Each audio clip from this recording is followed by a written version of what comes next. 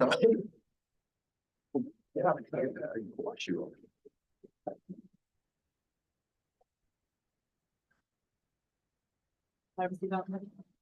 ready when you are. General, you ready? All right.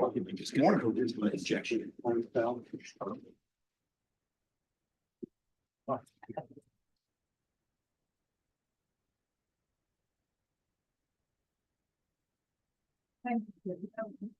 Great. All right. Good morning, everyone. Wonderful to be with y'all. It's been a good couple days of meetings. It didn't even dawn on me until yesterday when somebody said we finished early a couple times yesterday. So we're going to try to do that again. Just great to be with y'all. Bill, do I need to approve minutes right at the outset? They're on the consent. They're on the consent. Okay, good. I wanted to address two things before we kick off the meeting. The first is, and I feel really obliged to do this in this meeting, a public meeting where we're all together. We have obviously, as of midnight, lost two board members,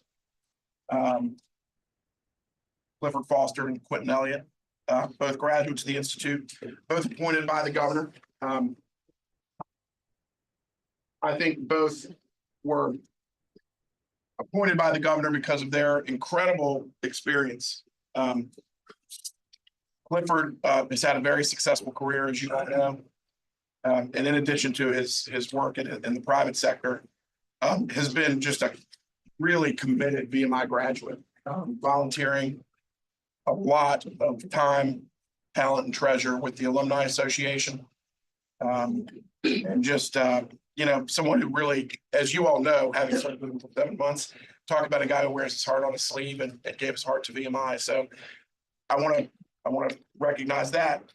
Quentin Elliott, Chief Deputy Commissioner of the Virginia Department of Transportation, very successful career, successful engineer, successful military career in the Virginia Air National Guard. I think both of them came, via the governor's nomination, eminently qualified. And I want to be just 1,000% clear that as president of the Board of Visitors, they were outstanding members. They engaged fully. I think I heard, and I believe it, I think I heard Clifford say he was at the Institute 12 times in 7 months. I'm here a lot, and it's that makes sense to me given what I saw. I think Quentin engaged on the budget probably more and better than anybody I've seen. And so I just want it to be known that there was not a single shred of anything about their performance on this board that has anything to do with this. They were outstanding members. I think they are, unfortunately, let's just be open about it, they were victims of politics. That happens in life. We all understand it. But I wanted on the record that they were outstanding board members, and we are worse off today without them sitting here at the table. And I just wanted to be real clear about that. Now on to another topic. John, before you do, can I make a comment or two? I've never really been successful in holding you back. Yeah, it's terribly sad that we lost Quentin and Clifford. That's not all the political meddling that's going on. There's more. Our governor's been accused of playing politics with the board, but I'd like to know what the evidence is of that. He's made appointments. He's not made reappointments. That's upset some people, but that's normal. How that's normal procedure for governors. I was on another board in Virginia. I didn't get reappointed because of politics. I didn't like it, but I certainly understood it. That's fair game. What we're seeing right now is if not unprecedented, at least highly unusual. I was very much looking forward to handing off the AF&P committee to Quentin to run because of his intellect and his enthusiasm for it. And as you said, Clifford really hit the ground running. But it hadn't stopped there, as you know. A certain state senator has been calling VMI board members, basically saying if we don't take certain actions, they're going to withhold our funds. I'd call that playing politics. We were appointed on this board to do a job. We're doing our job, and all the political meddling with the evidence saying it's only coming from one side is not helpful.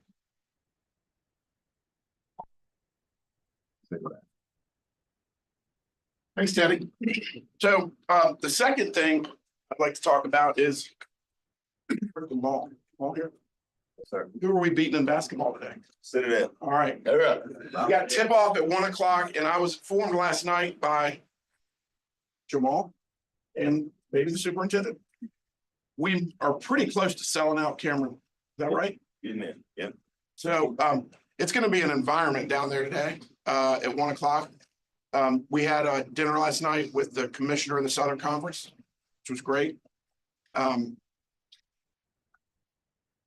I was reliably informed by a 2-star general sitting to my left that he's going to be there at tip-off at 1 o'clock. I intend to be right there with him. So we're going to move along quickly, and then we're going to beat Citadel. All right. Okay. All right. Let's do it.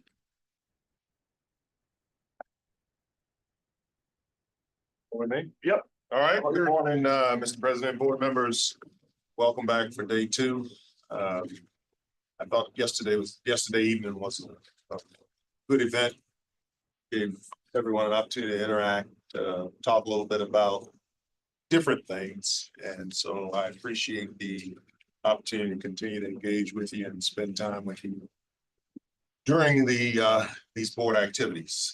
Today, as we typically do, you all are going to get a chance to hear from leaders in the Corps of Cadets. These are young leaders who, over their 4-year cadetship, have had the opportunity and the desire to strike out and seek out challenges, ever increasing challenges and leadership opportunities. And each one of them, as they have assumed the mantle of leadership in their first class year, have done exceptionally well. The culture and the climate has significantly changed, and it's been driven by a succession of young leaders that have come here and bought into the idea of doing things professionally and doing things with purpose. And so this is just the next iteration. Many of these young men will go off and head into the military. Some will go off and do other things, but we should be very proud of them and how they've led thus far within the Corps, and then what they're going to do upon graduation. So the first person I'd like to introduce is our regimental commander for this year. You met him at the beginning of the year. He had an opportunity to speak to you. I think this will be his opportunity to kind of tell you how things are going as we are mid-stride into the academic year, how the Corps is doing, what they're looking forward to here over the coming weeks. And so I'll let him speak to those things and whatever else is on his mind. That's our regimental commander, Brian Pritchard. He's an English major. He's from Thornton, Colorado. And he has been very active here in the Corps, in addition to being regimental commander in the club hockey team and then in jiu-jitsu. So Brian, take it away. Thank you, sir. Well, Mr. President, General Wynn's board. I just want to say it's an honor to have the opportunity to speak in front of you all. I'll briefly touch on something I spoke about yesterday in the Military Affairs Committee. So a big goal we had this year was to integrate the RATs into the old Corps coming back from winter furlough. That did not happen. That is because we I don't think we were at the point where it would have been effective. I didn't necessarily, I don't know if there was a lack of trust in the entire old core, but I don't think that it would have been the best idea to have rats next to the old core, especially some members of them. We got to hear from all the staff captains. They've done a fantastic job all year. I couldn't do anything without them. They're the ones that keep me on track and let me know everything that's going on. In the coming weeks, big event for the rats is coming up. That's exciting. Kind of just closing out the year, we want to build out that class. And once they become a class, our goal is just building them out and setting them up for success for the next 4 years. And then obviously the ranking or the rising rankers for next year. So the rising regimental system, we want to build them up and set them up for success. Because I think last year I was kind of struggling as I was picked, and I don't want them to have to experience the same thing. So, any questions? You're commissioning money here? Yes, sir. Good for you. Thank you, sir. Thank you very much. Thank you very much. Thank you.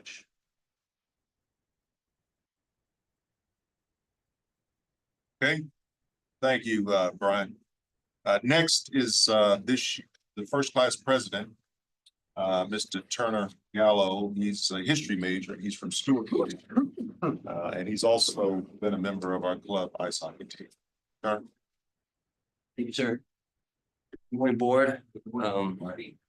As you discussed yesterday, we've taken a lot of initiatives this year, a lot of measures that I am kind of very sorry and kind of hurts to say that my class won't be able to experience the benefits from. Right, but I do believe that what we've done this year, and me and Brian have both told ourselves this, that what we do this year, we're not going to be able to experience. Next 3 years, though, will be felt. I never want to be around to feel those experiences in 3 years. You know, I would never rematriculate or anything like that to get that opportunity. But you know, we've imbued a sense of ownership of what we did this year into our rats. It's a sense of like, this is, they understand that they're our legacy, and they'll carry on what we've done here.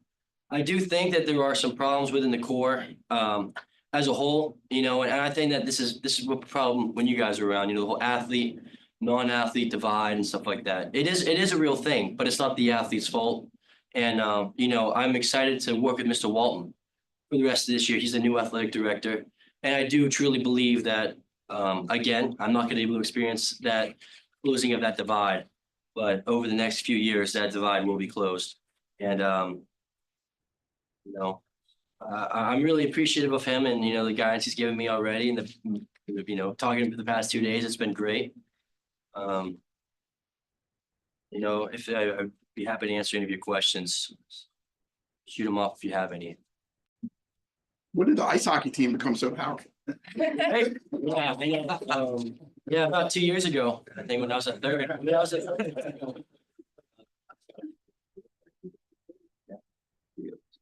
Thank you very much. Thank you. Okay, thank you, Turner. Cadet Elijah Alberti is our honor corps president. He's not here today because he's down at the honor conference, which is hosted down at the Citadel. So in his absence, we're going to have, we'll hear from the honor corps vice president, Mr. Jack Roberts. Jack is an international studies major. He's from Newport News. He is on the club lacrosse team. Are you looking to commission, Jack? Yes, sir. Army FA. Army Field Artillery. There we go. Look at that. He knows how to play them. Outstanding. The real question is, are you on the ice hockey team? No, sir.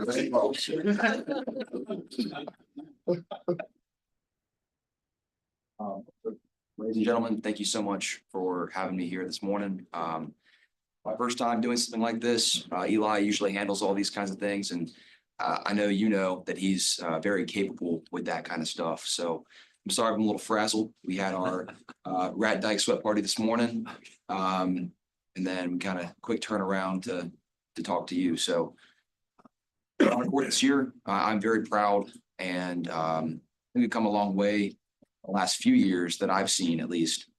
As you know, third classmen at the end of their time as a third classman on the court as assistant prosecutors, and then after that, they move up to assistant prosecutor year number 2, essentially, as a second classman.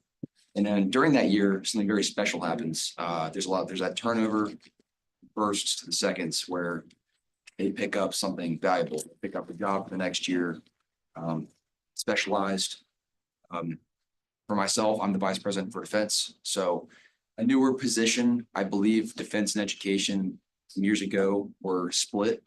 Workload became a little bit too much.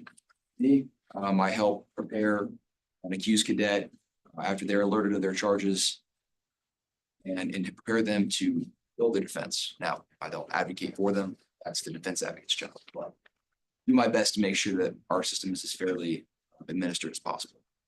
And I think we've done a decent job as a team this year in getting that done.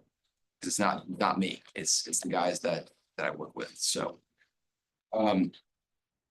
Harrison Williams is our vice president for education. He seems like he knows everybody, so I'm sure he knows somebody in here. He's done a great job this year getting our education out, making sure the Corps is aware of our current issues, but also the things that we're doing well at. Making sure that honorable living is a priority, not just something we talk about on the charter. We've done things like we're at Stoop Educations, JM Hall meetings with the Corps. Mock trial is coming up soon. We're gonna put on what it looks like in the courtroom, the Corps to see live and in action how that works, how the process works, evidence, and all these things. We're always looking at growing our efforts in ways that are more tailored to the Corps as it exists now, right? So the vice president for investigations, Mr. Tate, has done a great job at like looking at our cases, what we've had in the past years, but also this year, using trends, kind of understanding like what the Corps needs, it needs it, and how we can help best.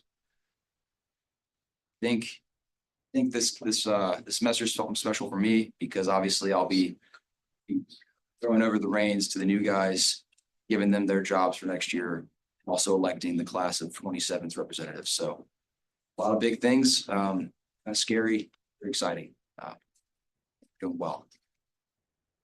I have a question for you. Yes, sir. I'm not asking you about you, but just in general, how many hours a week do you think a cadet on the honor court spends on honor court activities? Well, that's a great question, sir. And I wish I could give you one answer. I know when I was an assistant prosecutor, spent upwards from 20 to 30 hours a week on an average week. It goes up and down. Semester changes, the Corps changes, and reports come in as they do. For me, my job surrounds the accused cadet. So you have one accused cadet. That's one person I have to talk to on a daily basis. Meetings with, I'll look over their efforts to defend themselves. It stacks as it goes. So we do our best what we have. I think we're doing well with our numbers and our efforts this year. Yeah, I think it's just important for people to understand that you're college students, you're preparing to commission, and you're spending, I think 20, that's about what I would have guessed, 20 to 30 hours a week doing this. It's a Herculean effort, always has been. So thank you, and tell the entire court we said thank you. Thank you so much, sir. Thank you so much. Very well, thank you. All right. Thank all you gentlemen for your comments. Mr. President, that concludes the opening remarks from the Institute. All right, Over to you. great. We go to the alumni agencies report.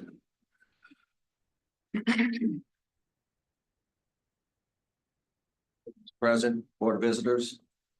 So I always enjoy getting in front of you and talking to you about the other 1/3 of your budget, not in jeopardy. We continue to try and make it more every year. Just a quick reminder, just to throw this up and remind people, we do have 4 different boards, 2 LLCs. It makes our life very busy when it comes to board meetings, including yours.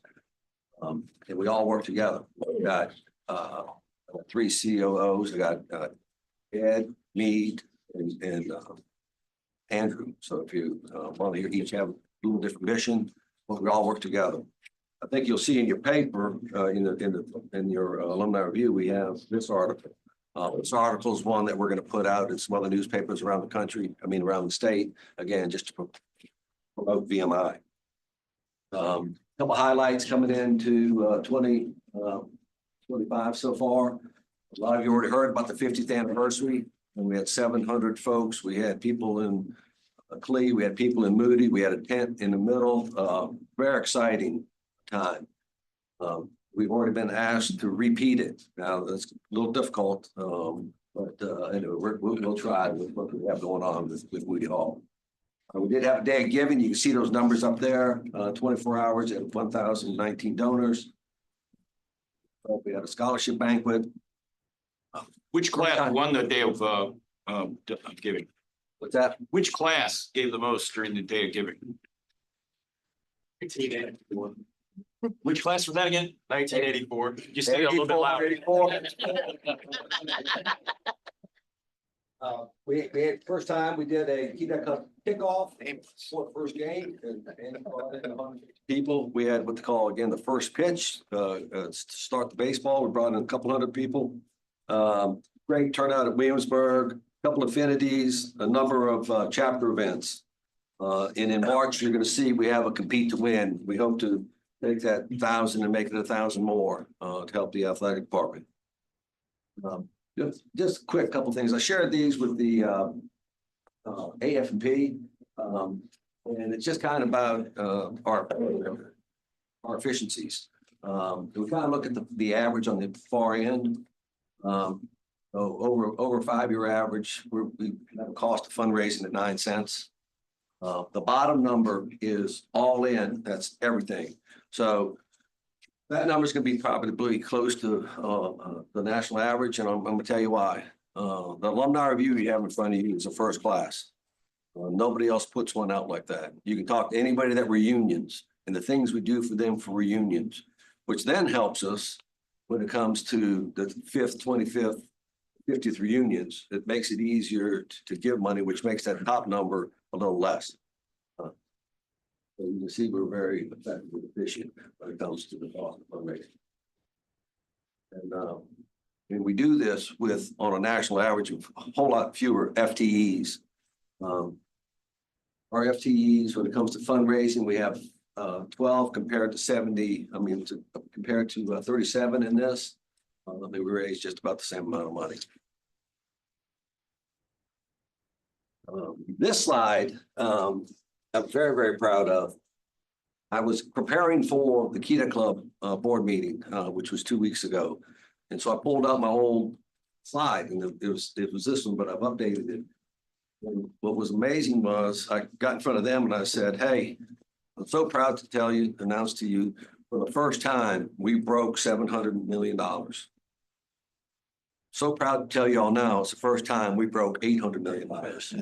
And you can see, that 8.62% return. Why is that significant? It is significant because we spend right at about 5. If you look at your inflation, it's about 3 on average when you come to that. It's got hippie. And so that means 8. So we're putting about 0.62 or 62 basis points back into the endowments for it to grow and be, again, be able to provide more money. So that's providing more money, and new gifts are providing more money. So again, we're very proud of that. I've got Ernesto over here, the VMI Investment Holdings LLC. He's one of the members. They're a group that we have 100% attendance, basically every meeting. And they take that job very seriously, looking at returns and risk, knowing how important that money is to you all. My last slide here is, again, just some things. If you drove around Richmond, you probably saw the top one that we use for alumni. Again, just some points of pride for alumni and for the school itself. With that, I will answer any questions. I was asked to be a little quick by somebody on this board. I have my slides. Can you bring that Blue Angel article up again? If you guys, everybody in this board, if you've not read this, It's a remarkable story. If you don't know what it takes to become a Blue Angel, it is the top tier of naval aviators. This guy, and as he said, I was never close to getting academic stars. And here he is with academic stars in naval aviation. So it's a great story of a VMI graduate. So I strongly encourage you to read it. My assistant's son is in flight school down there. Walked into the changing room, and this guy started talking to him, and we're having a conversation. And it took him about 5 minutes to figure out that that was this guy, and he was just he'd brag about it. He said, "Mom, you don't guess who I just talked to?" I mean, yeah, he's a great guy. Any other questions, please? Can you tell me which class gave the most money for the? 84. It'll be on Mo's jersey. Absolutely. All right. Hey, that's a Better be. bar for all of us to kind of think about. We can't have them on there again, please. 185. No. Thank you all. He's coming. Thank you, Dave. All right, we'll move to the consent calendar. There are 5 items on the consent calendar. First item is the board minutes from September 16th through the 18th. And then there are 4 items from the Academic Affairs Committee, which include changes in the faculty, the graduation list, the approval of curricular changes, and the approval of faculty entry salary guidelines. Discussion on the consent calendar. I'll entertain a motion. So moved. Second. All in favor? Aye. Opposed? All right, thank you very much. All right, we'll hear from the Academic Affairs Committee. We just heard that those items are on the consent calendar. Thank you very much for that. We had a good meeting yesterday. The first topic that we discussed was SAC COC reaccreditation. We began preparations for our reaccreditation visit in 2027, which will require us to submit compliance certification reports for each of the accreditation standards. We'll also have to complete a quality enhancement plan. Area leads for each of the accreditation standards have been identified. We'll submit their first draft reports by 31 March 2025. That's a full year before they're due, so we'll have plenty of time to review them. An ad hoc QEP ideation committee evaluated numerous proposals for the QEP, and the committee ranked academic preparedness as the preferred area to be developed into the QEP. So that's consistent with the feedback we heard from the faculty department heads yesterday. The dean's forming a committee to review the academic credentials of all faculty teaching courses during the 2024-2025 academic year to verify that they are qualified to teach their assigned courses and any questions of their qualifications before they are reviewed by SAC COC. Kind of an administrative and bureaucratic requirement, but the last time that we went through this, one of the biggest issues that we had was our public speaking professors that didn't have degrees in communications were questioned by some on the SAC COC committee if they were qualified. So we're trying to get ahead of that, make sure it doesn't happen.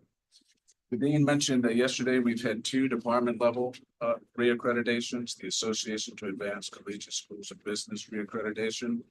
Unofficially, the program will be reaccredited, but we've been asked to provide additional information on faculty scholarships. So Bob and his team are working on that. And then all of our engineering programs went through the accreditation board for engineering and technology reaccreditation. Civil and electrical had no issues. Mechanical had one reported weakness in that they could not sufficiently demonstrate that their capstone course outcomes meet ABET standards. So we're going to readdress that, and we've received no issue being fully reaccredited. Is that correct, Bob? Correct. I think this board is aware that we've been working on updating our admission standards for our general admission standards for quite some time. The last time that we can see that the Board of Visitors approved our admission standards was 1988, so we're due to update them. General Mareschi and Chase Perry with admissions reviewed the admission requirements with us. There's a really good rundown in the VMI catalog that General Wins has looked at and approved for us to adopt as the admission standards. I think we'll have a final draft ready to provide the board president and the executive committee well ahead of the May meeting, and then the whole board can the approval for the admission standards by May. We had a good discussion on merit scholarships. There's concern over the timing of awarding of merit scholarships. VMI, we have a relatively late notification of a concern that it may hurt our competitiveness for high caliber students who receive merit scholarship awards from other schools earlier in the admission cycle. One of the limiting factors is our rigorous applicant review process, which involves a personal interview for each applicant, and it's not something we would like to eliminate from the process. You might be interested to know that we're limited because we only have approximately $285,000 in merit scholarship funding annually. So we try to package these funds with other scholarship fundings, whether that be athletics or ROTC or something like that, which may be awarded later. We try to make the merit funding the last funding applied, vice the first, to stretch it further. One option discussed was to move up the timeline for acceptance into the honors program and notify those applicants that they may be eligible for merit scholarship at a later date. The committee asked for a description of the current process for awarding merit scholarships, best practices amongst competing merit scholarship programs, and recommendations for how to improve our process by the May VOB meeting. Any of my colleagues on the committee want to address that in any further detail? Yeah, just how many, in a typical year, how many kids come in under the honors program? Approximately 25 to 30 per class. So at any given time, about 100 to 120 are in the honors program. Not all of them are institute scholars. Students in the honors program receive no merit aid. But some do, anywhere from $5,000 to P scholars, right? Yeah. So they're part of that. How many institute scholars do we have? That are receiving merit aid? Yeah. Probably in a given 4-year cycle, probably about half receive something. Yeah. So, and that something is anywhere from 5,000. So that 285 is per class. So we have, with 4 classes, we have a billion. Is that a program that's restricted funding that comes to you? Is that how that? By name fund. Okay.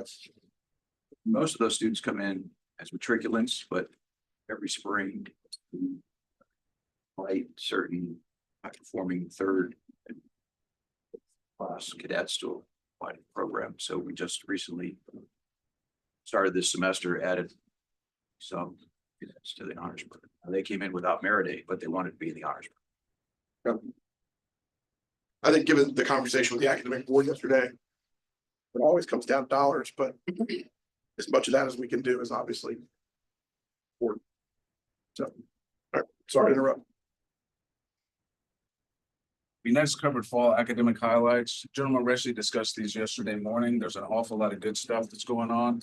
In the interest of time, I'm not going to cover anything now unless there's something you wanted to highlight. And then General Reshley briefed us on some items that are being considered by the academic board between now and our next meeting. We're going to look at changes to the readmission standards that would remove the major GPA from consideration and would allow a cadet to be readmitted under academic probation. No changes would facilitate cadets returning to the institute to continue their progress towards a degree. The academic board is also looking at reviewing the limit of 18 transfer credit hours from other schools. The academic board is also considering a general studies program, which would give cadets who are struggling in their current major a temporary holding position to facilitate their transfer to another major while still making progress towards a degree. And finally, we just touched on, but didn't go into any great detail on the consideration of a 5th-year program that would allow cadets who may have otherwise completed the requirements for graduation to return to the institute, either as a full or part-time student for a 5th year in order to take advantage of continued NCAA eligibility or to pursue a second major, minor, or concentration. Any questions on any of that, or anyone on the board, or do my colleagues on the committee have anything they would like to add? Are you good? General Reshi. Mr. President. Great, thanks, Jamie. We'll go to the athletic committee and filling in for one of our missing members is Rear Admiral McKnight. Good morning. First, let me start off by saying, 7 months that the new athletic director's come here. He is come out of the blocks this spring. And I think hats off to what him and his staff have done. He's done a remarkable job and he's got a ton of initiative. And if you sit down and talk to him, he's got more energy than anybody in this room. So he's doing a great job. A couple things I'll focus on. First, a major concern, I think, is the disciplinary issues with the athletic department, but it's not all doom and gloom. The commandant came in and said, I'm going to take charge. He's worked with the athletic department and they are making strides. Just to give you some positive things, 52 athletes have 0 or negative demerits. The median athlete has 30 or less demerits. 91% of the athletes have finished under 75 demerits.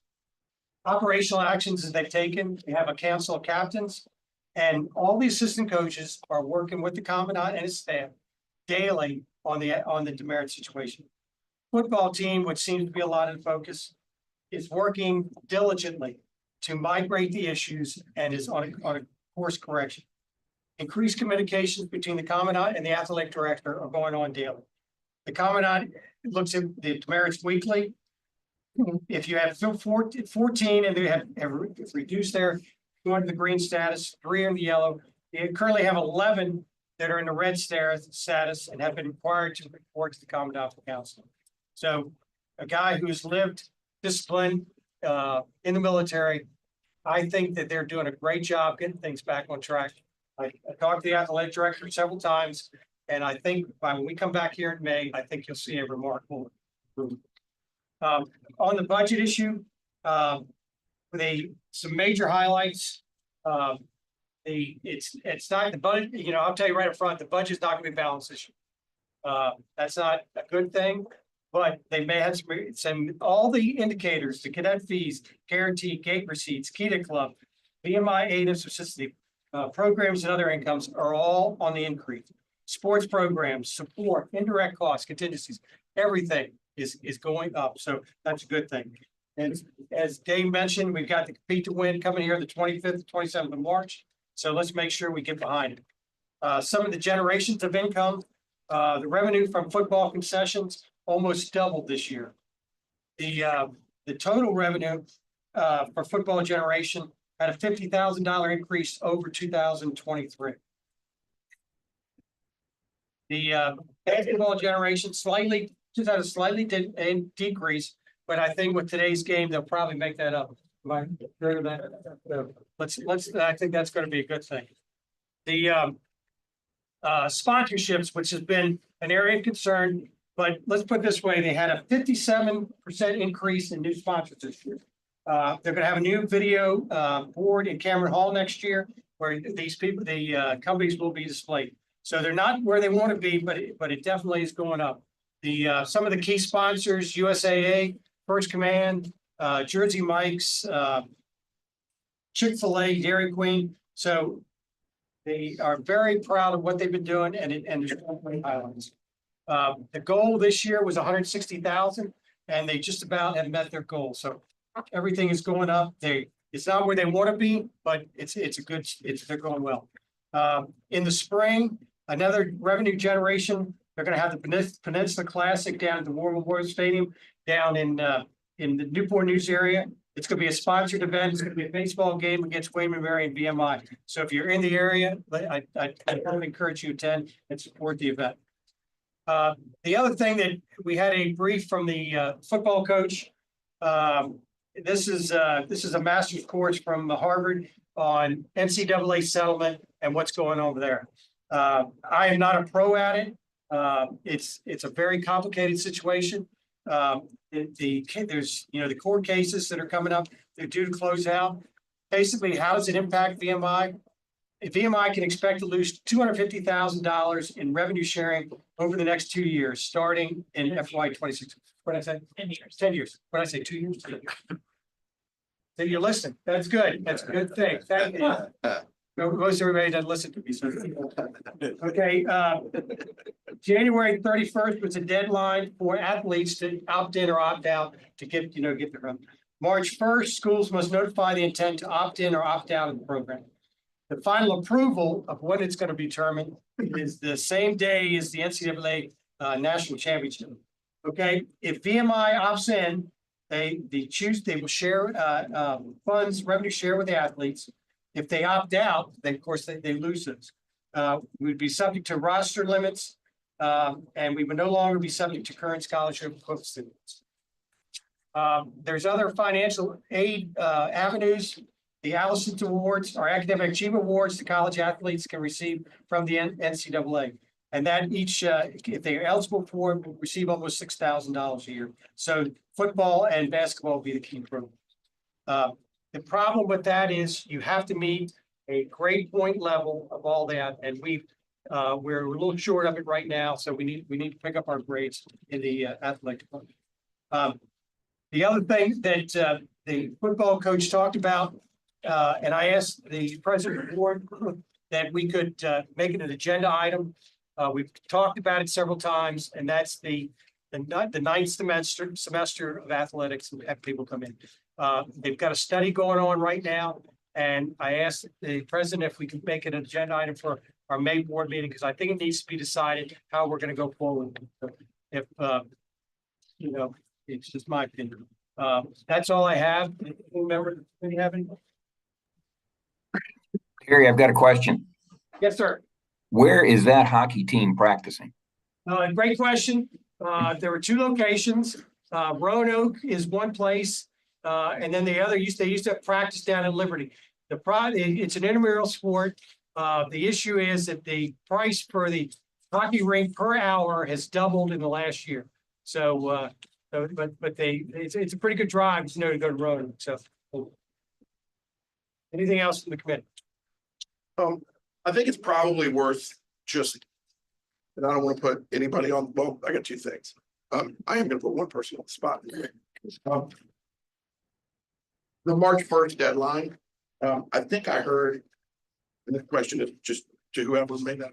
I think I heard yesterday, did the Ivy League opt out? Is that what I understood? Ivy League? Yeah. Right. Yes. The Ivy League in mass opted out yesterday? I think it was last week or so. Last week, okay. I just think everybody should have this March 1st date on their mind. We talked about it in the executive committee a little bit. I cannot profess to fully understand all the dynamics at play, but like decision day is coming, and I think we're gonna probably get some legal advice on it, I think. So just for the board, that March 1st decision is, that's a pretty serious decision. So I just want to make sure you're aware of that, whether we opt in or opt out. John, it's yes, that's the date, but it's still correct, right? That there are each year there's that option for the next 10 years. Correct. You opt in, and then you have that decision annually, whether you opt in or opt out. But I don't that's a great point, Kate. Like, I don't understand what the benefits. Yeah, there you go. So each year, March 1st, you'll have the opt-in or opt-out option.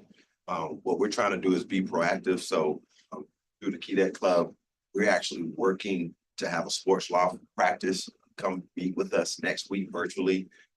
Having General Wins, having Andrew, having myself in that meeting. We're going to discuss options of what it means to opt in, what it means to opt out. And we'll have as many meetings as we need to make sure that we set VMI up for success in this particular space. So we're not going into it, not having all the questions answered. Yeah. And that's what we plan on doing next week, just to ensure that we're on the same page. That's great. You then let us, the board, know what y'all decide.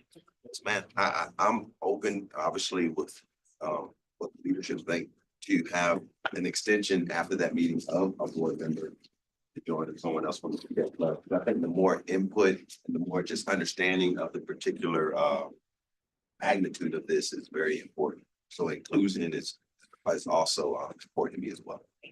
Yes, ma'am. Yeah. Is this ultimately a board decision? Who's Well, that was the other making this question. decision? Is it, what do you think, General? Well, I think that the opt-in, opt-out, we certainly, I think it's very. If there's anything in the bylaws that makes this a board decision, I think opt-in, opt-out decision, we can inform what that is and with that judgment. Could be, we may need to have an executive committee meeting around that time. Something like that. And I think what would be, in my view, most important to the board is kind of the long-term. Right. Direction. Right. This right now, the decision in March is really kind of pushed upon us. If we want to do what's in the best interest of the institute, to help us figure out how much more we need to learn and understand right now, how it would affect different parts of scholarship, masters, revenue sharing, all that business. But I think my view is what's going to be most important is that we share discussion about kind of long-term direction. Yeah, and I don't know, I think most of you know this, but like I learned just at this board meeting, I think somebody used the term with me that we're in the Wild West. There, you know, you may know this, you may not, right? We have a consortium of alumni who are providing funds to the basketball team right now, right? Like that happens completely outside of VMI's ambit. So we're just we're in a very dynamic world, and you know, There, college athletics it's more than a Wild West. I mean, it's past it. I mean, you got transfer portal, you got nil, you've got, you know, players recruiting, everything. It's just, it is a complicated evolution right now. So, and we talked about this yesterday. You know, the Naval Academy and Army had two great football seasons last year. And Coach Rocco came back to me and said, it's apples and oranges. You know, I kind of disagree because I think we're kind of recruiting the same people, you know, and you know, of course they have, both of them have prep schools that they send, you know, a lot of their athletes to the prep schools, and so they get 5 years out. But I think we should, you know, take a look at Army, Navy, how well they're doing in football. Yeah. Okay, I just wanted everybody to have that date in their mind. The other, when I said I was going to put someone on the spot, I've heard you promise twice now. You're going to move into barracks and wear a uniform for 48 hours. If what? So I haven't set the goal yet. Andrew and I will talk. Whatever the goal for the athletic discretionary fund will be for Compete to Win, we go over that number, I will stay in barracks, DRC, SRC, I'll do all of what the regular cadet does, the day-to-day cadet does, but yes, that's what I said. All right, I just want to let you all know that he said 25,000, all right? He's probably gonna go over that now, so he's gonna raise that number. That's right. Love it. 25. Love it. All right, be careful what you say at dinner. Scott Waller, Down the fifth stoop. AF&P. Thank you. The AF&P committee is bringing forward two motions for that we're recommending approval to the full board. The first one is the amendment of the current year fiscal year 25 operating budget. This is a normal action that we take at this meeting. The team looks at performance halfway through the fiscal year and recommends adjustments to the budget based on actuals and outlook compared to the budget that we approved spring. Typically, the changes are small. This cycle, they're considerably above what's normal, but it's not because of any issues related to the current year budget. The budget is on track, revenues and expenses. what the team would like to do is catch up on a number of projects that were put off for budgetary reasons for the last several years. That they feel can't be put off any longer, or it's prudent to go ahead and pursue them. Things like certain upgrades in the Leadership Center in Cameron Hall, and a long list of other things. The largest item on the adjustment, on the amendment, is $3.1 million of education and general cash into the current Moody Hall project, which is fully approved by the state. This is simply a timing issue so that the team can get on with moving the project along. And the funds will be reimbursed by the state in a later cycle. So I'll read the motion and put it forward to the board, and Mr. Chairman, if there's any discussion. It is moved that the VMI Board of Visitors amend VMI's 2024-2025 operating budget revenues and expenditures of $7,738,132 as outlined in attachment A, which is item 3 and item 3A in the AF&P committee folder of our board. All right, all in favor? Aye.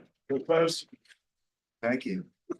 The second item is the approval of the VMI Post Facilities Master Plan for 2025.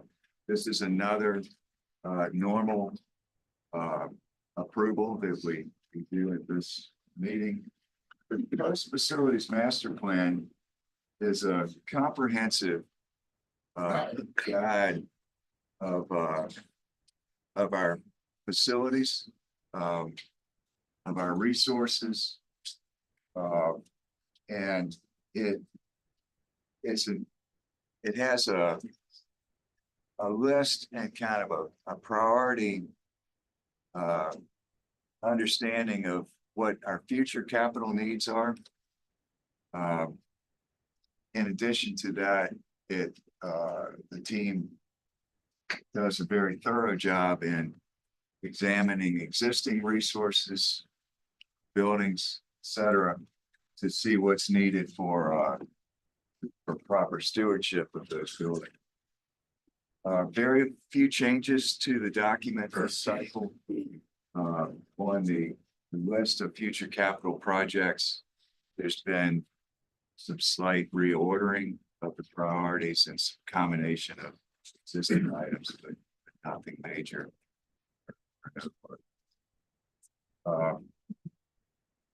So we have a recommended motion.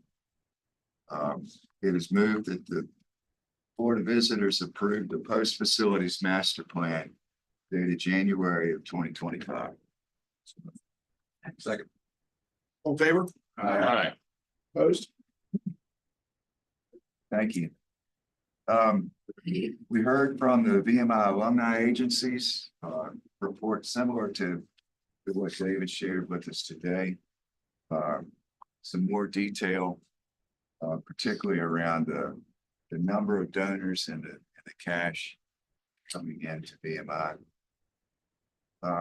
We heard from the Director of Emergency Management, an update on post-wide safety and security. And then we spent the bulk of our time discussing the 2026 budget and the preliminary view from the administration on that. As teed up in our meeting yesterday, the VMI is considering two options for raising tuition and fees. One, a 0% tuition increase and 3% fee increase, and the other being 2.5% on tuition and 3% on fees. We had a lot of discussion around that. It was not our intent to make any decision. I think, I'll share with you what I believe the views of the committee were. There's concern over the in-state, out-of-state aspects of current tuition. We're very competitive on in-state. We're higher than our competition on the out-of-state. Right.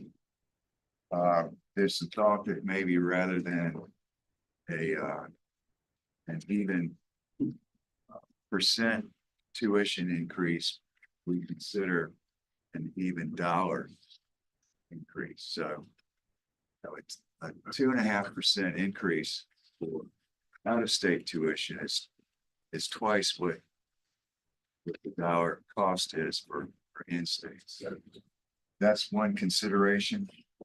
We asked the board, or we asked Dallas and his team to give us input around if we had to make cuts, how would we do it? What would the impact be, so that we could understand what would be asked of VMI and whether those impacts would be acceptable. We had discussion around the assumption of 515 rats in the incoming rat class. That again was raised yesterday in the full board. We got some comfort around that being achievable from the team. We have hit that number in the past, but we haven't gone much beyond that.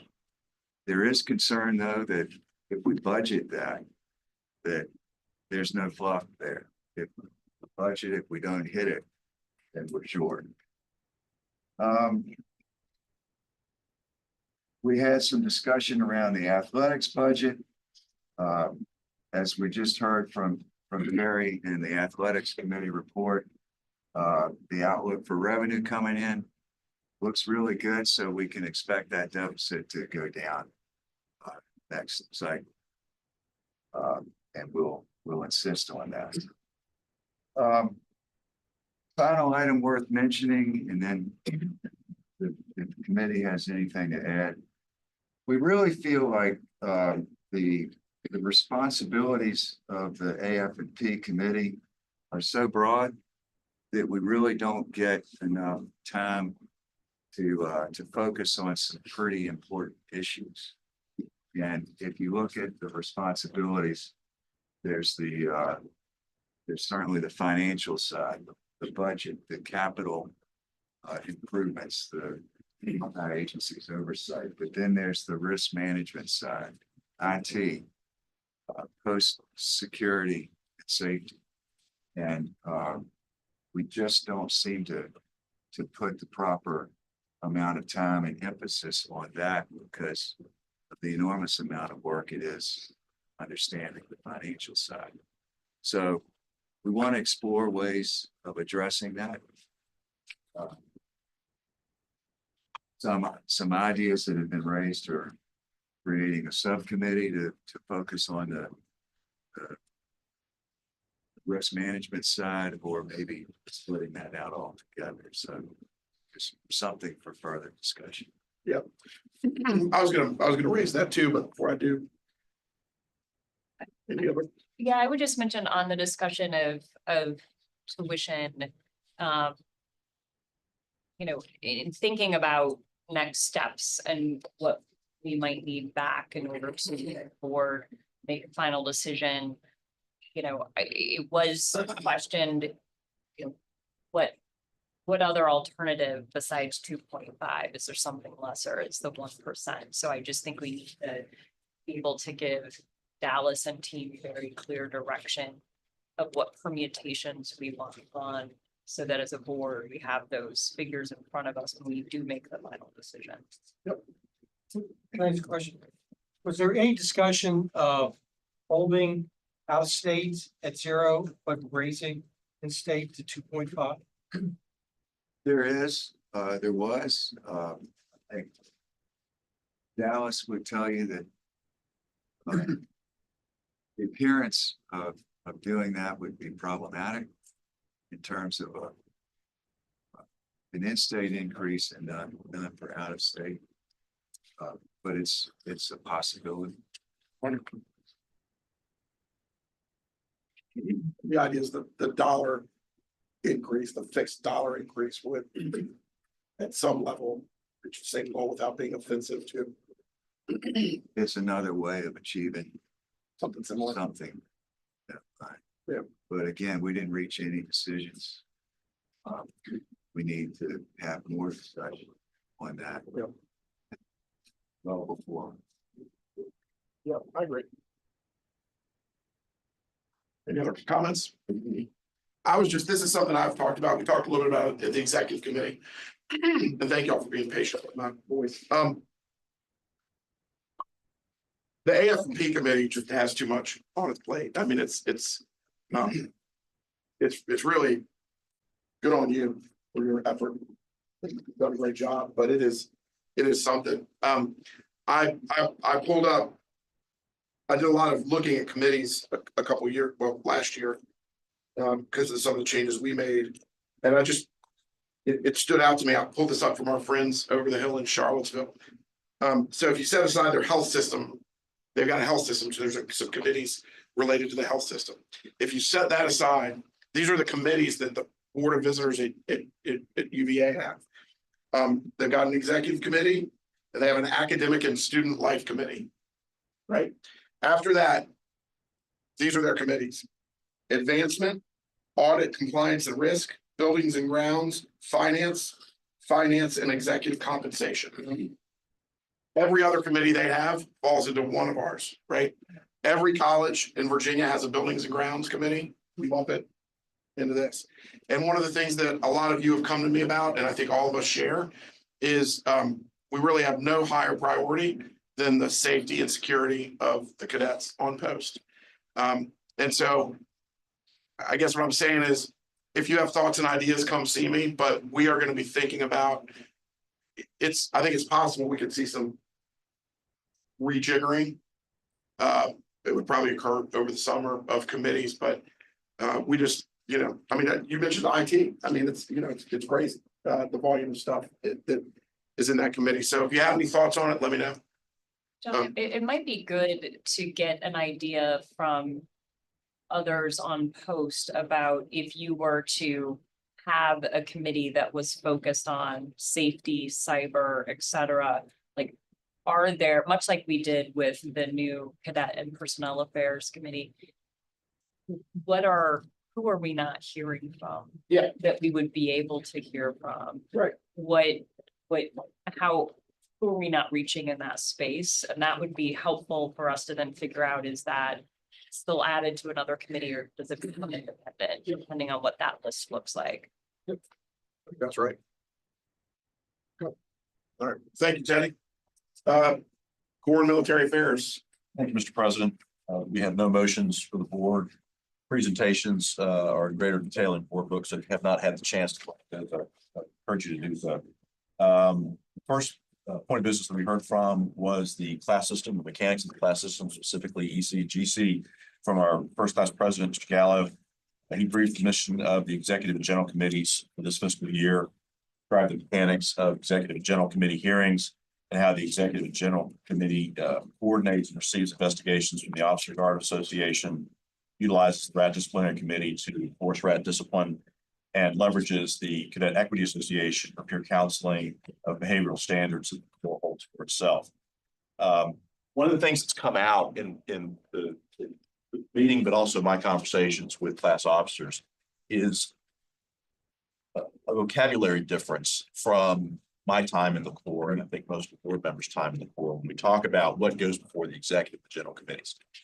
For reference of those of us who are old Corps, and I emphasize old, the general committee handled infractions of class privileges, and the executive committee handled infractions that the Corps spotted of itself for misbehavior, whether that was inside barracks, out in the public, wherever. Today's Corps considers almost all of those infractions, misbehavior, general committee matters. So it's not that they're not hearing about behavioral issues uptown or in barracks or wherever. They just consider all of that the business of the GC. What that means is the executive committee as such, which is still the same composition as the general committee, only hears executive committee matters that would result in a high penalty. Instead, number 5 and higher, and those are relatively rare. The point that I want to underscore, however, is that the Corps still holds itself to account for behavior, still has the mechanism through the class officers serving in the general committee, hear those infractions and impose penalties. And in that respect, there is no difference from the self-governance of the Corps that we do as cadets. One thing that is different these days, which I found very interesting, is that the Officer of the Guard Association oversees the first class Dyke qualification. In our day, if you were first class, then you had Dyke by virtue of being a first classman. The Corps now holds itself to a standard that if there's certain behavioral issues or a member of the first class has not achieved certain things, then they do not have the privilege of having a Dyke. The OGA oversees that. That is something that the class imposes on itself. So that's a layer that is new to my experience, but again, reflects on the self-governance. We next heard from the first captain and his staff sections on the regimental system, and specifically how the staff sections execute their respective responsibilities. These are executed from the regimental staff down to battalion staffs, and in many cases down to line sergeants and line corporals. And when I say line sergeants, line corporals, sergeants and corporals who are not with cadre. So cadre is concerned about the preparation of new cadets for their ultimate integration into the old Corps. The staff sections execute their business through the sergeants and corporals not on cadre. For those who aren't familiar with the different staff sections, they are S1, personnel and admin, S2, academic affairs, S3, operations, S4, logistics, S5, public relations, S6, communications, S7, morale, welfare and recreation, S9, athletics.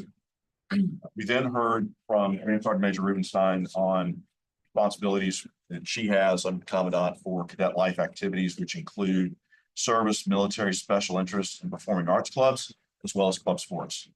She addressed the annual budgets that she has, the distribution of both unrestricted and restricted funds for those activities, as well as the status of club advisors who are already employees of the Institute, and club sport coaches who are sometimes hired from outside the organization, receive a stipend from her budget.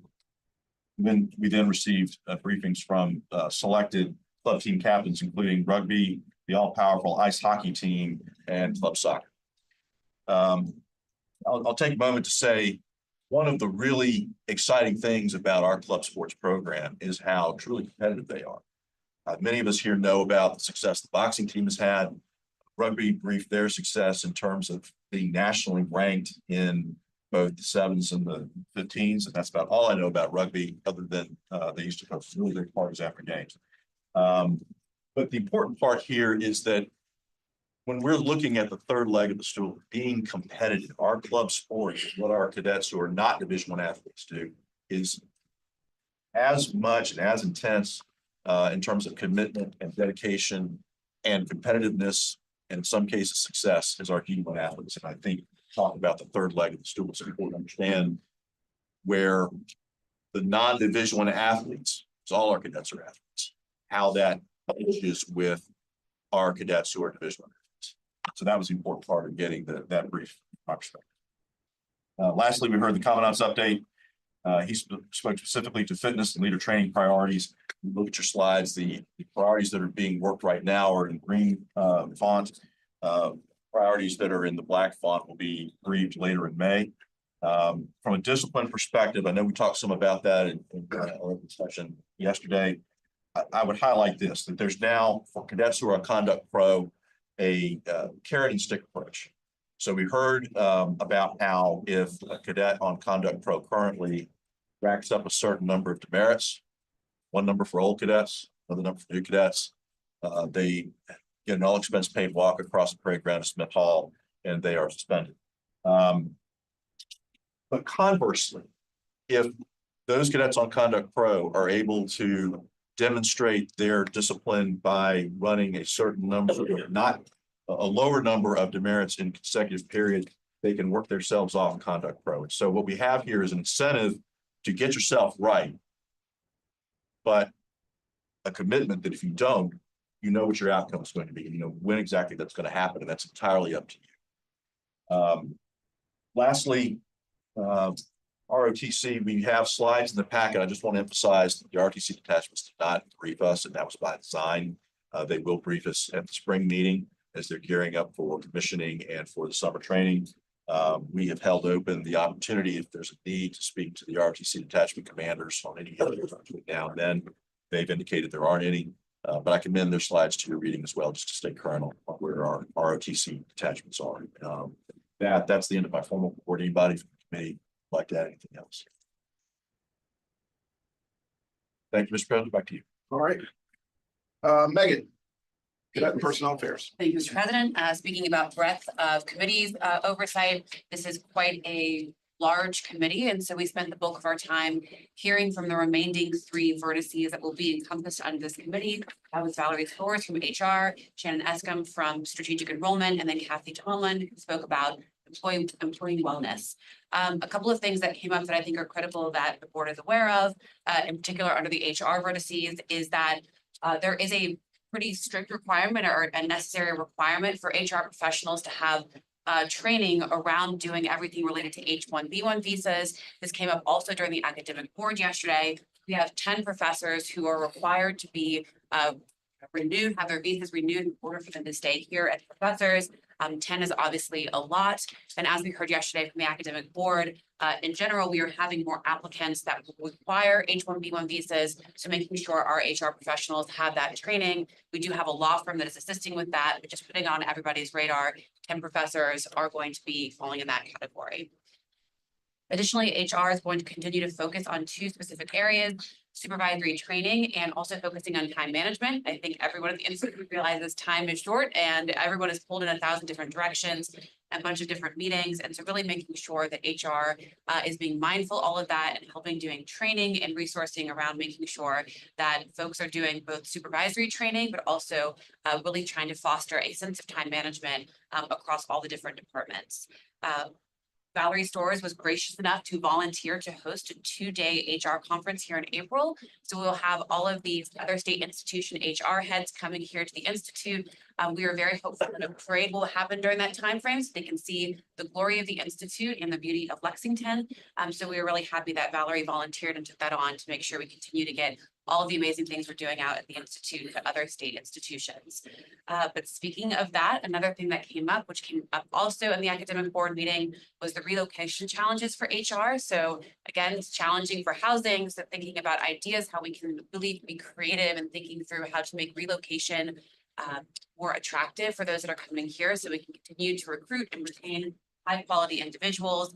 An idea of saying partnering with a local realty firm could be a possibility, but just in general, really trying to think through how we can be more competitive from a relocation perspective. One of the big things that we talked about that I'll get here to shortly is about data across vertices. I'll get there after I say that Kathy Tomlin shared all of the amazing resources that we have for our employees. There's a substantial breadth of programs for wellness for our employees. The problem is having time to partake in them, which is again a problem at the Institute at the time. They used to do that during their lunch hour. I know with shifting schedules, that's become increasingly challenging, in particular for our faculty. So just recognizing that while we have a bunch of wellness programs, if people can't utilize them because of time management or scheduling, that's something that we should be continuing to look at.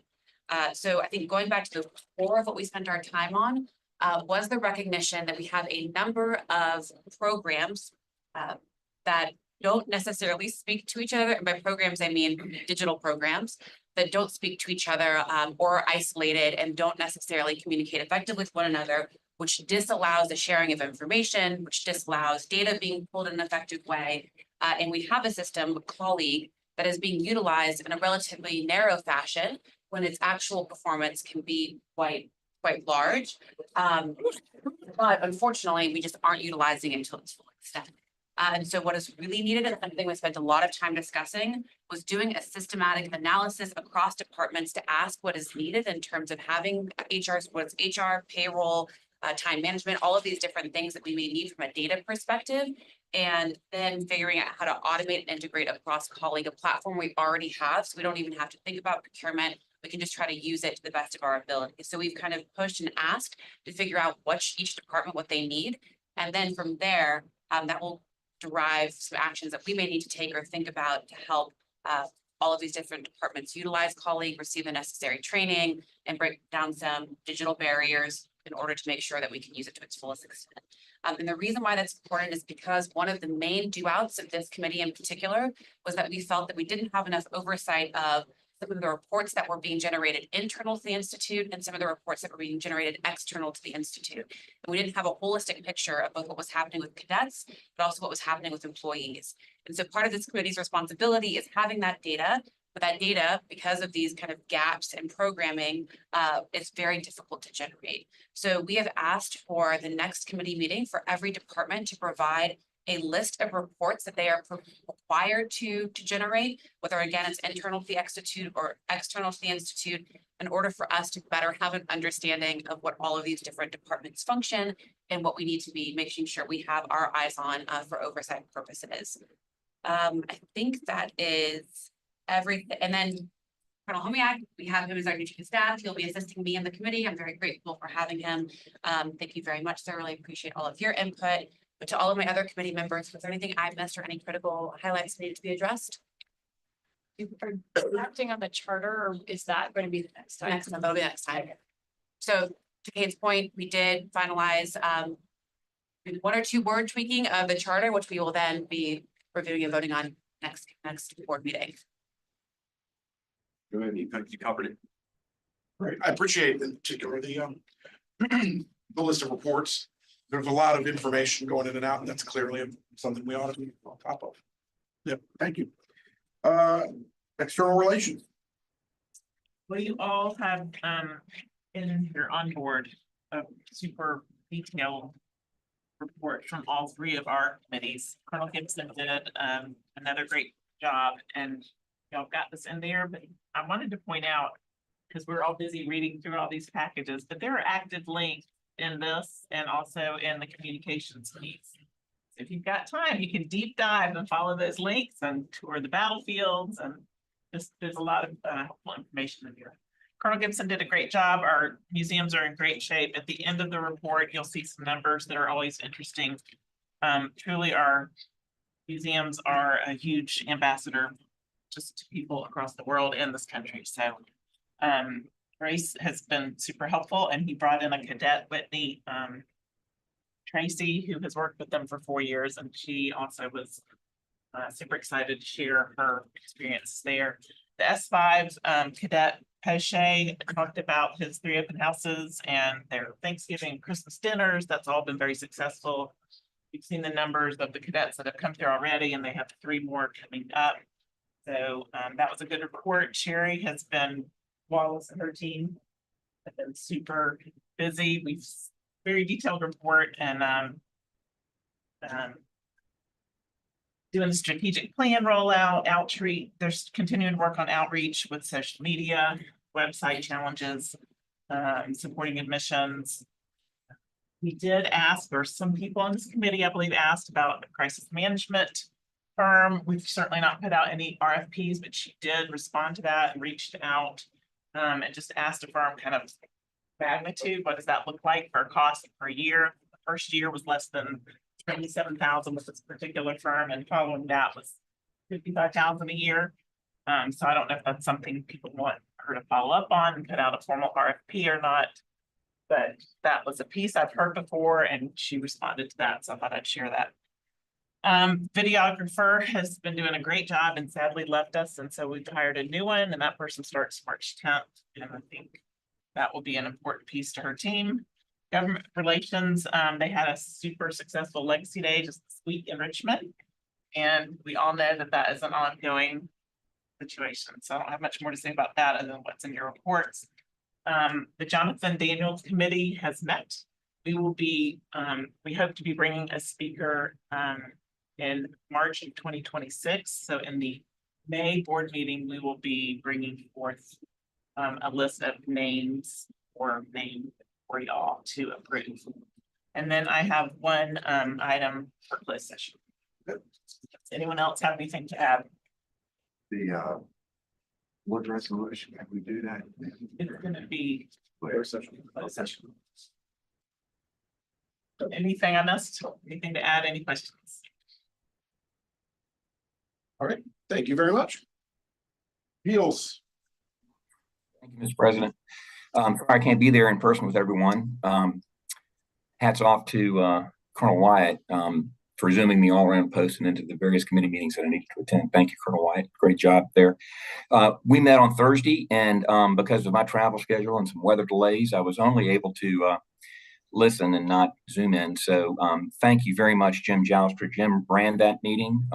So he's given me his minutes, and I, of course, I was listening in too. So I'm going to ask Jim to jump in with anything I've missed here. But the committee convened and we approved the minutes of our September meeting.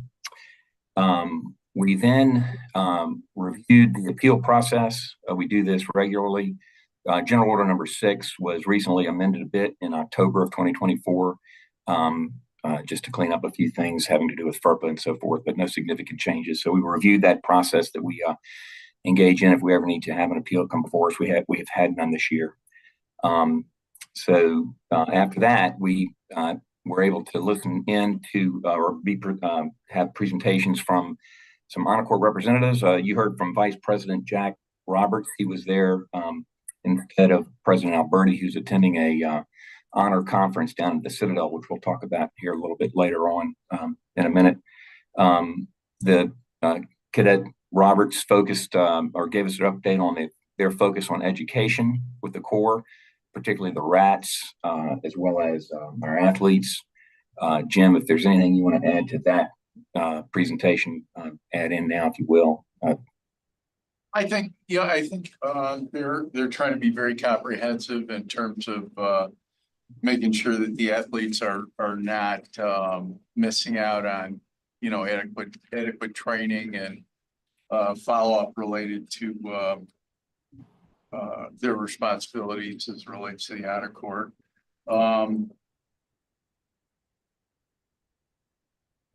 They made some qualitative comments, the leaders did, in terms of their comfort level with the commitment of the Corps to the honor system, and it was strong. And it was good to hear that there's quite a bit of commitment there. There was discussion about the Citadel Honor Conference that's occurring, and I've heard this before for a number of years when they have this conference, that there's a lot of envy by some of our fellow military schools in terms of our single sanction and how well that works here, and that in some cases they would like to see the same. So Jim, that conference is going on at the Citadel now, right? And it's the senior military colleges and the academies are attending that? Yes. See if there's anything else here. Oh yeah, there was a lot of discussion about AI. If anything, it would appear that the cadets are hypersensitive to the use of AI and to ensure that they're not crossing the line on honor violations. And it would appear also that by department there's unique policies and procedures that are being followed, because each discipline has a different approach and interaction with artificial intelligence. But that was we spent a lot of time talking about that, and it was good to hear that there's quite a bit of examination, and they're following it closely, because artificial intelligence is evolving as we're talking. So what it does today, next week, it has greater capabilities. So there's a real focus there. So I thought that was really good. Anything else you've covered?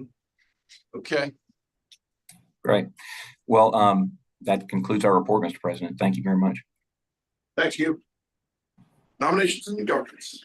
Thank you, Mr. President. First of all, I gave every one of the board homework to look at our bylaws, and they were so flawless. I heard from none of you. So a good way to start off. So we talked about our bylaws, and we went through them. I asked a couple of things legally, what has to be in there just to learn. Dr. Luna was at our meeting, and as part of the accreditation process, there are actually things in the bylaws that must be reviewed and looked at. We are looking okay, but if you start getting things from our committee for bylaw changes, some of those may because of that accreditation that will go through our bylaw committee. We'll look at them, we'll make sure whether they're material and they fit well, and then we'll make those. The other discussion we'd had, I talked to John a little bit this. I'm really trying to get us prepared for the annual meeting because we have the officers elections, and I'll get into that. But one of the positions in the annual meeting is the board shall appoint a candidate to serve in a non-voting advisory representative of the board, and that is the first class president. We believe that role should be maintained for next year, and it is the role of first class president. We can talk a little bit after I finish this presentation if there's any objection to that. The other issue that came up was for reappointments to the board, and whether the president, at your discretion, if you think there's members that should be reappointed, whether you would submit a letter to the governor suggesting, hey, we like these, nothing, we strongly recommend that you reappoint, something like that, not to force you, but maybe considering at your discretion. And so we spoke about that, and we'll leave it at that in this discussion. I think it would be good for continuation on the board. It is still the governor's prerogative to appoint and for the legislature to confirm it. The last thing we talked about really was I'm trying to get rid of my job. I think Kate said more than anything else was looking at the nominations process. Because the Nominations and Governance Committee is supposed to present for nominations the president, 3 vice presidents, and secretary to the board. Those same folks are really on the executive committee plus 1 non-alumni. Where I think that would be in the best interest to get this done from our committee would be, we're really a pass-through. Kate's excellent at process, by the way, so she's going to correct me if I get this wrong, but we're really a pass-through committee. We're not supposed to pick and choose losers the way I read the function of the committee, and Tom and everyone else can jump in on my committee. So what we think would be the best way is the executive committee presents a slate, and if anyone else on this board wants to be considered an officer, you reach out to the executive committee. And then when we have our annual meeting in the closed session, we present the officers up for election. I think that would be the better way to do this, and because in reality, that's what happens. And last time when we had nominations that were different, we kind of had to scramble because of the ordering in the governance provisions, because our committee had to meet, make a recommendation, go back, recertify the recommendation, and come back to the board. In reality, this is kind of a board function. Now, if we do this and you agree to it, we would literally change our committee to like the governance committee, strike out our first sentence and put that to go down to the executive committee. If we want to have someone nominate on the floor when we have our annual board meeting, that could be done. But I think this will help get rid of some of the timing problems that we have. I will say that everyone was very professional when we went through this, so I don't see that as problematic. But I think that's a suggestion I would like to make to this board to consider, and I would send draft revisions to the bylaws for that. And with that, anyone that served on my committee, if I misspoke or anything, just let me know. And now I'm going to open it up for discussions. If any of you have any problems or concerns, I'd ask each of you to read your bylaws, look at that. If you have problems, please reach out to me. And with that, God will anything. Yeah, the first time I was on the nominations governance committee quite a while ago. And when I went to my first meeting, I assumed that one of the roles was to talk about next board members, not just officers, but who do we want to be on the board? And found out that that really didn't take place, and it still doesn't take place. So I find it odd that the Board of Visitors has no responsibility or input into recommending future board members. I know that by code, it's, I think, the alumni agencies that do it, but still, I think there should be some discussion around that. I think, John, didn't part of the memorandum of understanding, you have to give a recommendation to the alumni? Was that how we discussed that last time? Yeah, and I've had conversations with them, but it's not, it has not been formal in the sense that you're describing. Yeah, this is probably this is worthy of discussion, I think.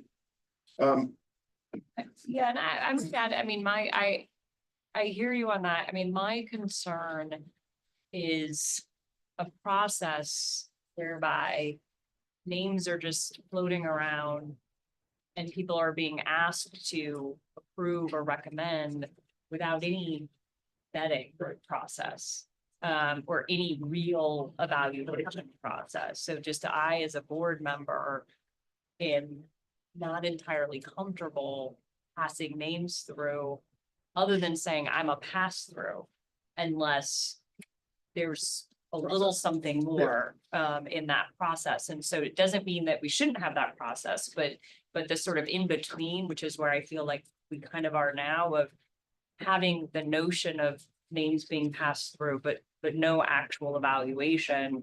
I'm not sure that's the best situation either. Yeah, I was actually surprised and impressed at the diligence the Alumni Association goes through. They spend an extraordinary amount of time. They interview, they do numerous interviews. But it's a really good thought, Teddy, on what role we should have. These governors in Virginia tend to do what they want, but Right. It's good to give them some insight. In particular, I would think on the non-alumni members, because there are some people who look through the cracks. But a lot of us who are active in the VMI community know people who are not graduates who are engaged and care, and so yeah, it's worthy of discussion. I ran the nominating committee for the Alumni Association for several years, and I can tell you that the only thing that was ever accepted during my time was any reappointment recommendations, any new appointments, which when I was doing it were never considered, I guess. I think Clifford was one. Yeah.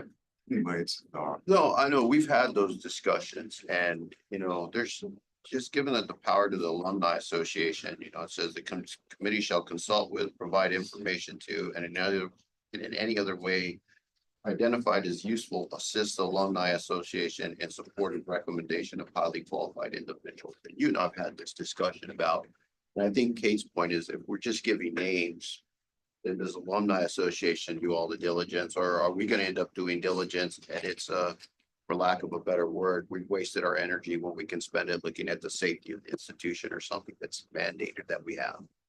So that would be another concern if in looking at our committee structure, which the executive committee has power of, is, the governance committee is pretty limited. What he wanted to do and other things to look at. That's just my thought. For what it's worth. But I think in addition to names, nobody knows what the VOB does better than us. Yeah. And, we can identify when we think the board is light on particular expertise. But pass that kind of knowledge to the alumni. Hey, it'd be nice to have somebody that knows security, or somebody that really can understand these crazy budgets. Yeah, the good thing that I found out, because Kate asked those questions again all the time, and John, is that apparently there's a matrix of skill sets that when they look that they do have that and are taking it. Because they've asked, like the Alumni Association, we were surprised as we kept asking, there is a lot of diligence, as John said, that they put into it. So that's kind of how much effort do we put in versus what we've understood the Alumni Association has been doing. Mr. Presnicky? John, again, I think it's very important that we do get some nominations. We've been on this, talk about this process now for a good couple of years. And in the memorandum that we have, the Board of Visitors to nominate a superintendent or to give the Alumni Association at least some names. And it's probably in line of what you're talking about, Teddy. What do we need? They'll get put on that slate. Again, they're working through those nominations now. But it would be great to say, submit to the governor, which goes from our president of my association, that this nomination came to you from the Board of Visitors. We need a little more meat on that bone when we submit these nominations, and that piece would be very beneficial for us. Again, we submit 3 names for each position, and so I think the more we have, the better. I think the possibility of pushing some of these nominations across the board. You raised one other thing that, anything else from the committee?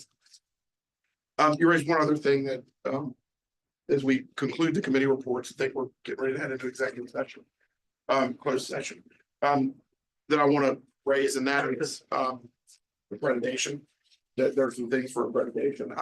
The board is, a part of that process. And so one thing I would ask is for the next board meeting is sort of I know y'all are starting to prepare, but I think the board needs to know what our responsibilities are for accreditation. I'd like to see, it could be I know there's bylaws changes, there's other things. Just to make sure we're up to speed on what we need to be getting ready for on the accreditation front. The other topic I just wanted to again raise in session. We've had some discussions about it in the executive committee, and I know folks are obviously aware of it. Needless to say, if you have a newspaper, there's been a lot of executive orders coming out with the new administration, and I think it's several of them. It's clear to me impact federal funding. They impact education. They impact DEI. They impact a lot of things, and so just sort of you superintendent and also Pat with the Attorney General's office. We need a brief essentially on which of these executive orders apply to VMI in which ways, if there's anything we have to do. I think a good understanding too of just at some level how federal funding works here, sort of a breakdown, so we're aware of that. So I just wanted to put that on your radar and my understanding is the governor's office, Secretary of Education, the Attorney General's office is understandably trying to absorb it all and give uniform guidance to across the Commonwealth. So that's exactly right. Yeah, so I'm happy to, pause, but I want it known where we want to know what the impacts are. And Mr. President, I'll share with you from a National Guard Yep. standpoint, again, one of the executive agencies that sent the governor as well. I know part of the call for data that they are doing, I don't know if this has come to the educational institutions. For every presidential executive order, the agencies are reviewing those executive order that back up through to the administration of just the effects. Method of the easiest to do that would be I think that is again from the federal standpoint, it's having far-reaching impacts. Yep. Yep. I might say 2 things. One, on the substance of this, I just think it's really important that when the guidance comes in at the state level, the board be made aware of what that guidance is so that we have insight into how that things are being interpreted and how it might ultimately affect the institute. So I would I would ask that we get that sort of more real-time reporting instead of just a wrap-up when it comes to May. Number one, and number two, this is just a process thing, because apparently I love process. I'm glad that you raised this, John, and it's the first time I've really focused on the fact that when we do committee reports, we don't actually include the executive committee. And that might seem like a little formalistic, but I think we might want to just do a better job of thinking about what are the key topics that we hit in the executive committee, because I know not everyone is able to attend that, and make sure that we're formalizing, making sure everyone in the board knows what we covered in the Bill, public. Kate's giving us an order. And can I just add one thing? There isn't overall guidance at this point, but if anybody has any specific questions regarding an executive order or executive orders and how they affect some specific program at VMI, please feel free to reach out to me, and I can go ahead and look into that matter and get your research answered. That is all I have, Bill. On the agenda. Got. Joe, got anything else? I don't have anything else. Session. All right. Well, then, why don't we move into closed session? And I've got a script, and then we'll take a little break once we do that. If folks can stay seated and quiet so people on the streams can hear the motion.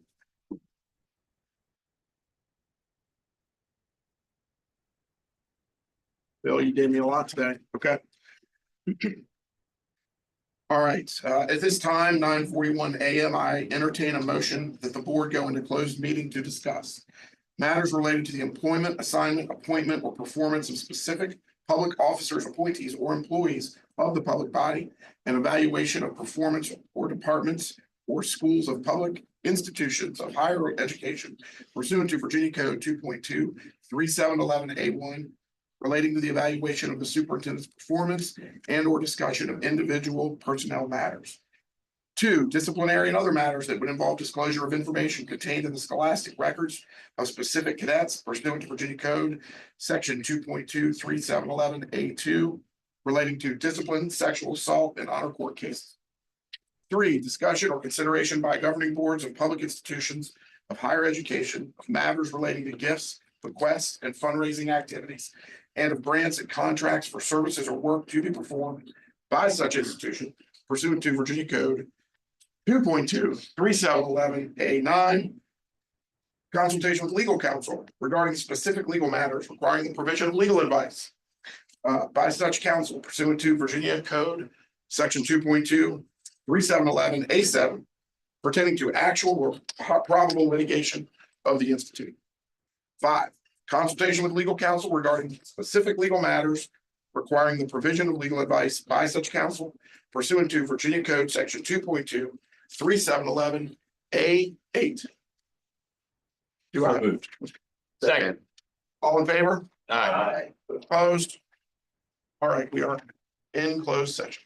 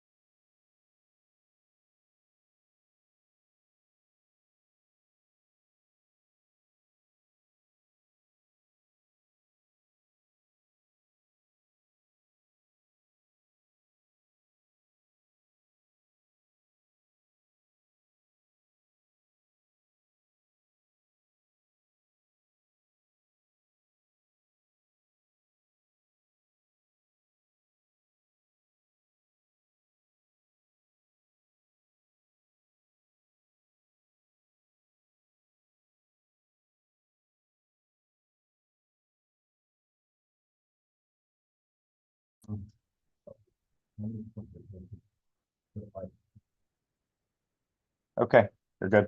Great. Closed session. Closed session is ended in the and the board is now in open session. It is now 12:06. During the closed meeting, the board discussed only public business matters lawfully exempted from open meeting requirements under the Virginia Freedom of Information Act. And only those public business matters identified in the motion convening the board into closed session. I ask for a motion to certify the closed meeting. So, second? Okay, Mr. Edgar. Aye. Mr. Fain. Aye. Mr. Garcia. Aye. Mr. Gottwald. Aye. Mr. Inman. Aye. Mr. Janice. Aye. Mr. Justra. Aye. Mr. McKnight. Aye. Ms. Mobbs. Aye. Mrs. Phillips. Aye. Mrs. Todd. Aye. Mr. Watson. Aye. And Mr. Evans. Aye. All right, we have one motion. So, Please move the Board of Visitors amend the September 10th, 2023 memorandum regarding the Arlington National Cemetery Monument to include private donations as a source of funding for the project. are there any substitute motions? Substitute motion. Subject motion, in the existing language, insert the following, sentence after, the word funds. Quote, in furtherance of this project, the institute is authorized to advance such funds as necessary for the project to be reimbursed by private or public funds, period. Close quotation. Actually, after the word project. After the word projects, pardon me, after the word project. Insert after the word projects. Got it?